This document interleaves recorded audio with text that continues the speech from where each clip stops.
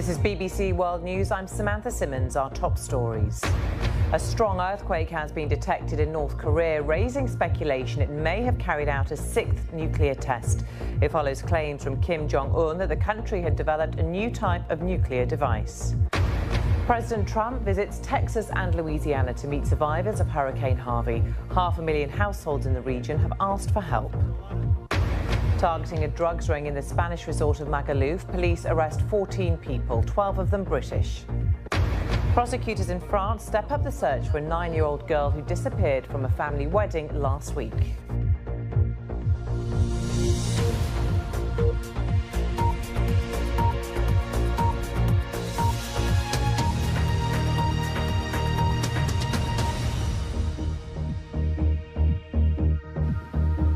Hello and welcome to BBC World News.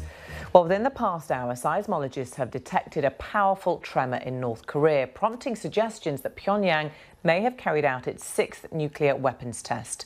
The 6.3 magnitude tremor was described by Chinese and US experts as a suspected explosion. Earlier, the North said it had developed a powerful nuclear device small enough to be loaded onto an intercontinental missile.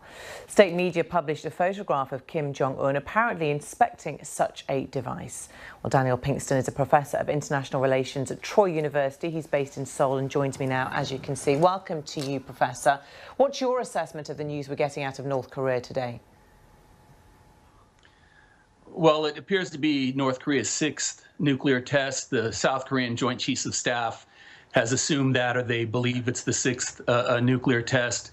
As media reporting, they displayed a device in their state media this morning as well. So it shouldn't be unexpected. They work on their programs every day. They've allocated a lot of resources to obtain these capabilities. So now the world has to think about how we respond to this and how we deter and contain North Korea to ensure that these weapons are never used. Do you think this is significant in terms of North Korea displaying that they have nuclear weapons that can reach further than was previously expected? Well, they've made rapid progress, and many people have been in disbelief, even though they had conducted 5 nuclear tests up until last year, beginning with 2006. So this technology is 1950s technology. The most important asset for developing these capabilities is your human resources. North Korea has the scientists and the engineers. They've been cultivating those human resources since the 1950s. So they've been working on this for a long time. The regime has demonstrated the political will to continue working on these programs. They do it every day. And I mean, we shouldn't be in disbelief anymore. But the weapons are not an end. They're a means to an end. So we have to think about the politics, the motivations, what North Korea will do, and under what conditions would they use these weapons. And we have to pay closer attention to North Korean politics and objectives. Yeah, let's talk about those areas. What are North Korea's objectives? What do they want now? Well, I think they're a dissatisfied state, a revisionist state. They're dissatisfied with several things. First of all, it's the division of Korea. They claim to be the sole legitimate government and state for the Korean territory and Korean people. So they would like to unify Korea on its terms. They're dissatisfied with the sanctions regime. North Korean leadership wants to be recognized as a powerful state, as a peer nuclear state, along with the other nuclear weapon states. They would like to see the sanctions regime repealed, and they would like to have the prestige and status that they believe go along with nuclear weapons. They would also like to see the security architecture revised or dismantled in East Asia. The U.S. and its bilateral alliances with Japan, South Korea, Australia, and so forth. Also, those alliances terminated and the U.S. pushed out of the region. Okay, it's a long list of demands, isn't it? Let's start with reunification. Is in any world that likely to happen? I mean, America's not going to allow it. Why keep pushing for something that's clearly never going to be on the table? Well, North Korea is consistent and has a long-term strategy.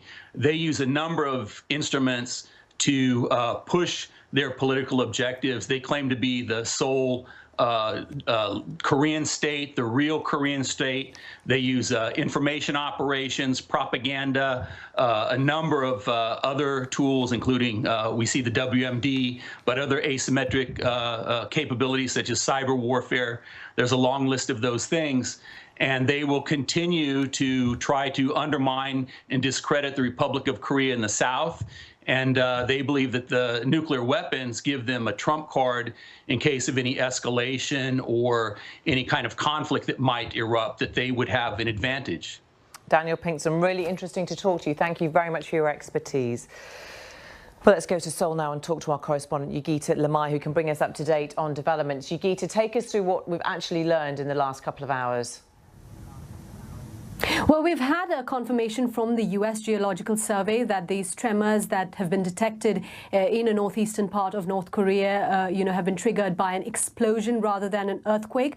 That's also what the South Korean military here is saying. They're saying that these tremors appear to have been triggered by something man-made. It's also being corroborated by the Chinese Earthquake Administration. Here in South Korea, a national security meeting chaired by President Moon Jae-in is underway to analyze the latest development. What we know is that these tremors were detected in a northeastern province of North Korea.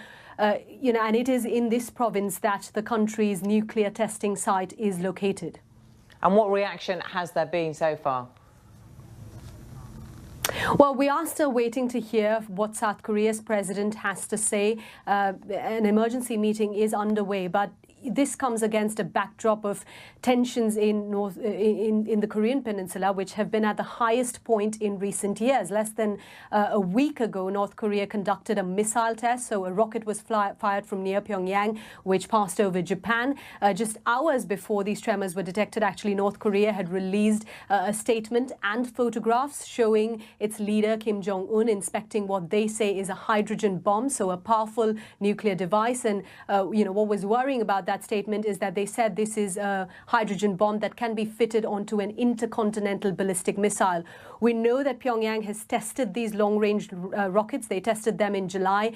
Many experts believe the rockets are capable of hitting the U.S. mainland. So if North Korea claims today that it has made a hydrogen bomb that can be fitted onto these missiles, it would amount to it saying that it now has rockets that can be armed and that could potentially hit the U.S. Of course, we still don't have any independent verification of the claims that North Korea made this morning about developing that hydrogen bomb. Yugita, just a few hours ago, the Japanese Prime Minister spoke on the phone with Donald Trump, and they said they agreed that in face of an escalating situation, they needed close cooperation between their two countries, and they agreed that pressure on North Korea must be raised. But we've been hearing this kind of talk a lot over the last few months, and there seems to be very little concrete action at the moment. Obviously, this has just happened within the past hour or so, but what kind of things do you think we can now expect in the coming days and weeks? Well, we can look at an indicator of what happened after the last missile test, perhaps, for some idea of what the reaction could be. So here in South Korea, the president came out and said he wants his military to display overwhelming force against North Korea. So we actually had jets here in South Korea simulate live bombing drills about how they would attack North Korea's leadership. We also had U.S. jets that are normally stationed in Guam as well as Japan conducting live bombing drills here in South Korea, along with South Korean fighter jets. On Friday, President Donald Trump and South Korean President Moon Jae-in spoke to each other over the phone, and they agreed to enhance South Korea's missile capabilities. Donald Trump also gave the nod to a sale of billions of dollars worth of weapons to South Korea. So those are the developments we've seen, after the last missile test. The last nuclear test that North Korea conducted was in September last year. They actually conducted 2 nuclear tests last year. If this one is confirmed, if we do get confirmation that what's happened today in North Korea is indeed another nuclear test, it will be the 6th that the country has conducted since 2006. Yugita Lamai, thanks very much for updating us from Seoul. Well, let's now talk to Michael Duitzman, Research Associate at James Martin Centre for Non-Proliferation Studies. Thanks very much for joining us here on BBC News. Now, let's bring this into context, because in terms of what the international community can do about North Korea, let's remind ourselves that North Korea has violated every agreement it's ever made with the international community, from the Nuclear Non-Proliferation Treaty in 1994, and it goes on. So what, realistically, can the world do about this situation? Well, unfortunately, their options are very limited, because military options will not end well for anyone, and sanctions, the effectiveness of sanctions has been questionable. So if military options, which you would hope were off the table, we were hearing from an expert a short time ago about what North Korea wants, and they say that they want them to be recognised as have the status of a nuclear power that other countries have the world over. What do you think the world can do, the UN can do, America can do, Japan, China, to give them what they need to try and move away from this brinkmanship that we've seen increasing week by week, month by month over the past year or so? Well, one of the ways to at least give North Korea part of what it wants is that it wants to be seen as a peer. It wants to be seen sort of how the United States saw the Soviet Union during the Cold War. They don't want to be negotiated with as a regional power. They want to be negotiated and recognized more as a global power. They want to be seen as being on the same level. Oh, sorry about that. So what does that mean in essence? What needs to be put in place for them to be given that kind of recognition? Well, one way would be to move away from the six-party talks, the regional talks, and move more towards one-on-one negotiations between the United States and North Korea, which might not work well within our framework because of the South Korean perspective and the Japanese perspective. What do you think Kim Jong-un is going through his mind right now? He is somebody who clearly puts himself front of the whole agenda. He's the one who wants to be seen in the photo we've just received a couple of hours ago when he's standing with this missile, with this warhead. He's very much the man who is at the helm of all of this, of the program, of whatever new announcement comes out. You say he wants to be taken seriously. I guess it's as much about appeasing his ego as anything else, isn't it? To an extent, yes. It's about appeasing his ego. It's also about sort of guaranteeing his long-term ability to govern that country as well. It's about recognizing them as, to an extent, having the right to exist and having the right to govern that country.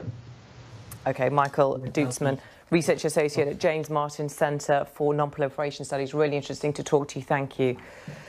Well, let's talk to Diane Kim now, a nuclear security expert in South Korea, and she joins me now.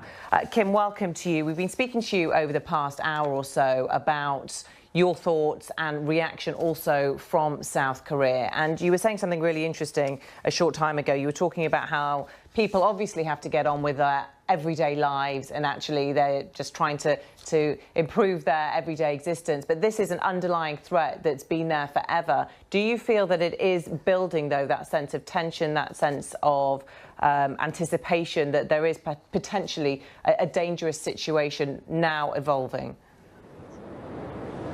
Sure. As I said before, the public is used to the threat, but that does not mean that the public is not concerned. That does not mean that the general public is concerned that they might be dragged into a war, or that Kim Jong-un and Pyongyang might attack the South.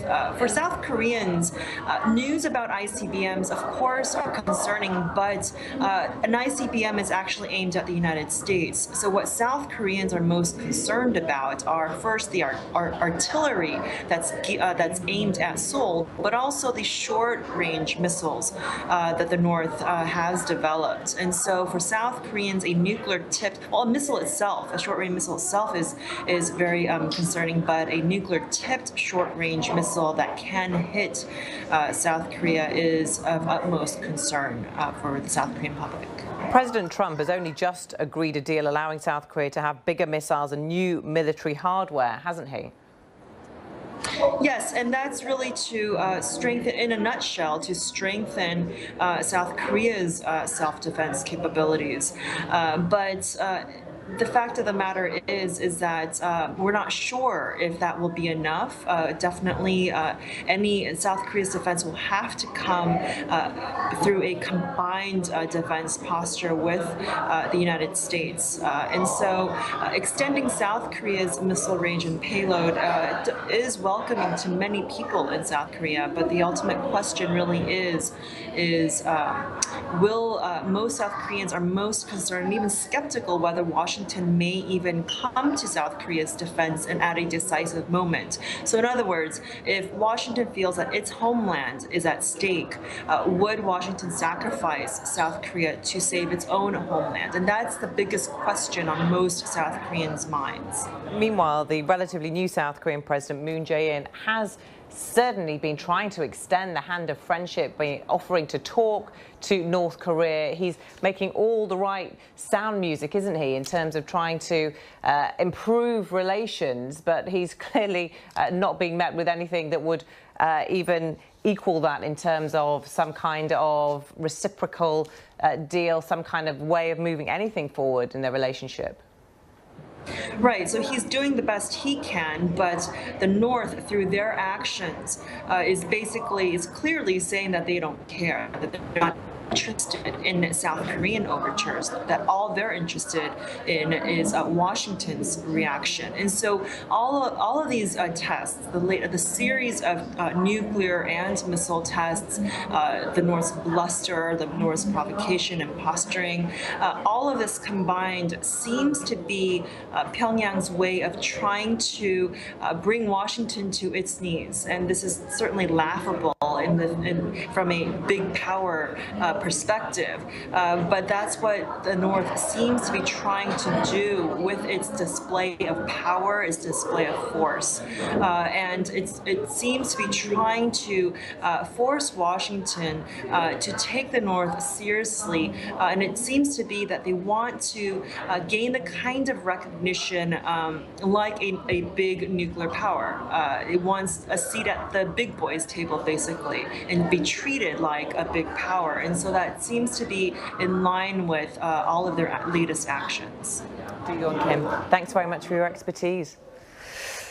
Well, let's talk to Sue Mi Terry, who's a former North Korea analyst with the CIA and was director of the Korea-Japan desk at the National Security Council under both the George W. Bush and Obama administrations. She joins us now on the line from Hawaii. Welcome to you. What do you make of this latest development? Well, I'm actually in New York, but I went to bed at about an hour ago, and my last tweet was North Korea will conduct nuclear tests very soon. So honestly, all the Korean watchers have been expecting it. So that's what we're hearing, is that actually it's to be expected. But how much are we to be concerned by it, even if it was to be expected? Well, it is concerning because now what will the Trump administration do? We know that he has very limited options. I'm sure we're just going to go back to the United Nations Security Council for more sanctions and so on. But the question really is for the Trump administration, are we going to live with nuclear North Korea, or are we going to take on a different kind of action that is aside from the sanctions? We don't have a lot of options here because North Korea is bent on completing its nuclear program, bent on perfecting its nuclear arsenal.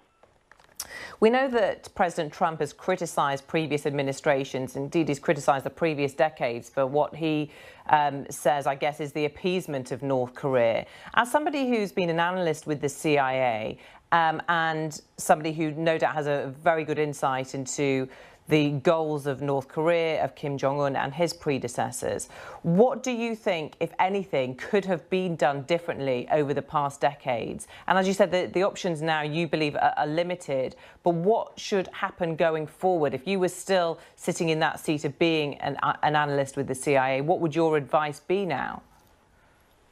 Well, we don't options except to now have to probably live with nuclear North Korea, with deterrence, containment, missile defense, and so on, because military option is really not an option. And this is why, since the early 1990s, we pursued all kinds of things. We did pursue dialogue. We did pursue engagement. We did pressure. So going forward, yes, I am for continuing to pressure the North Korean regime through sanctions and so on. But we really have to make a decision, which is, we probably have to live with, unfortunately, nuclear North Korea, which means deterrence and containment. We live with nuclear Russia, nuclear China, nuclear Pakistan. So that is a decision that the Trump administration ultimately has to make, because military option is not on the table, really, no matter what they say. The reality is, though, living with deterrence and containment with a country that's violated every agreement it's ever made with the international community may really not sit very well, very easily with the international community, who will no doubt be living in fear that if these nuclear warheads can reach further afield than previously thought, that it's very difficult to live with that if you're not trusting the other party. Absolutely. But what other option do we have? I am absolutely for continuing with more sanctions, even including secondary sanctions against Chinese banks that do business with North Korea to pressure China. But in addition to that, what else would you do? Because then only other option that we have not tried, the only other policy we have not tried is military action. So should we take military action with already nuclear North Korea, with over 10,000 artillery pieces that's within 60 seconds of Seoul? President Trump... That is a problem. This is why it's a problem. Absolutely. Clearly not an easy situation to resolve, or it would have been some time ago. But as you'll be aware, a few days ago, President Trump tweeted that the US has been talking to North Korea and paying them extortion money for 25 years. He said talking is not the answer. Do you get the sense that President Trump is a president who is more likely to go down the route that you say it isn't an option, of some kind of warfare? Not just President Trump, but we've also got China, who have to deal with this, Japan, who have to deal with this, South Korea. So this isn't just a problem for America, of course. It's a problem for the wider world, not least North Korea's direct neighbours. Of course, but then, military structure, it was considered in early 1990s, and probably that was the time that we should have done it. But even at that time, we were worried about escalation because North Korea was absolutely going to retaliate, and we were worried about going into a full-on conflict. But as you mentioned, I think if any American president is willing to consider that option, it would be President Trump. But again, the calculation has not changed, though. It will lead to a major conflict. Really interesting to talk to you. Thank you very much for your analysis, Sure. Sue-Mi Terry. Let's just give you the latest now on the Reuters news agency. And Japan has some conclusions as well. Let's go back to Yogita Lamai, who is in Seoul. Yogita, bring us up to date on the latest news. Well, the Japanese government has said that what we've seen in North Korea today is another nuclear test. Here in South Korea, the Defense Ministry has told us that the tremors that were detected in North Korea are presumed to be a nuclear test. So that's the latest we're hearing, all indication, and the Japanese government actually confirming that this is another nuclear test. I mean, just to give you a bit of a background, until now, North Korea had conducted 5 nuclear tests. There were 2 last year. The last one was on September 9, 2016. But it's not just about, whether or not they've conducted another nuclear test. It's also about the magnitude of the tremors that those have triggered. And that's an indication of how powerful a weapon they've tested. And many experts here are saying that, the 6.3 magnitude tremors that were triggered by this explosion, which was detected in the northeastern part of North Korea, where the nuclear testing site is located, that this indicates that they have tested quite a powerful nuclear device. Lots of questions about what this device could be and how big or small, because the key here is miniaturizing a nuclear warhead, but also about not just getting it in the air, but the technology to get it to wherever they want it to go, the direct and correct destination. All questions we still obviously don't know the answers to at the moment. That's right. I mean, here in South Korea, an emergency meeting is underway to analyze what's happened in North Korea today. And I'm sure all of the world scientific experts as well as governments are trying to determine, that if this is a nuclear test, what kind of device has been tested. What we do know is that it comes literally hours after North Korea said it had developed a hydrogen bomb, which it was capable of fitting onto an intercontinental missile. So something that was light enough to be carried by a very long-range missile. And we do know that in July they tested rockets. These tests, they say, were successful, as well as experts believe they were successful. And analysts also say that these long-range missiles were capable of hitting the U.S. mainland. So if they're now saying they've been able to arm these missiles, it'll be seen as a very serious threat by America, as well as a very serious escalation in this region, where we've already seen tensions at perhaps an all-time high. Okay, Geeta Lamai, really interesting to talk to you as well. Thank you very much. We'll, of course, be with you throughout the next few hours for all the latest. Well, let's just remind you of the breaking news within the past half hour or so. A large tremor has been detected in North Korea, and it's raised speculations that the country has carried out now its 6th nuclear test. Well, US seismologists said that the 6.3 magnitude quake in the northeast of the country was a possible explosion, and it is in the area where the North has previously carried out nuclear tests. And it comes after North Korean leader Kim Jong-un was pictured with what state media said was a new type of hydrogen bomb. More coming up. Do stay with us here on BBC News for all the latest.